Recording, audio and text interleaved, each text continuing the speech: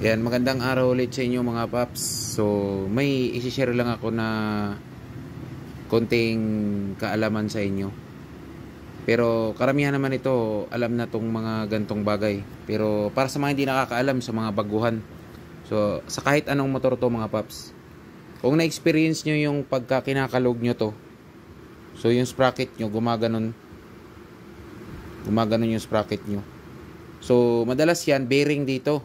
May bearing kasi yan dito sa may sprocket side. Itong axle, may bearing dyan sa loob ito. So kapag pinalitan nyo yung bearing, kumakalog pa rin. Tapos yung ano nito, itong sprocket ito, pag pinigilan mo tong gulong tapos ginaganon mo, may parang play siya na malaki. Ang kailangan nyo lang palitan mga paps, ito ang tawag dito, rubber damper. Yan. Ito lang yung papalitan nyo. So, sayang di ko naisip na i-video kanina. So, ito pala, ito yung motor ko. Personal ko tong motor. Ito kasi, maluwag na siya dito sa may, ano niya, itong hub na to. So, gumaganon-ganon siya. Kumakalog. Pwede naman to ipitan dito ng goma para sumikip. Pero, mas maganda, palitan nyo na lang. So, ito, ano na to? 9 years. Kasi 9 years na tong motor natin.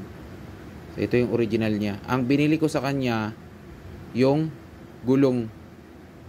Yung ginawang ganto na parang mga gulong ng truck.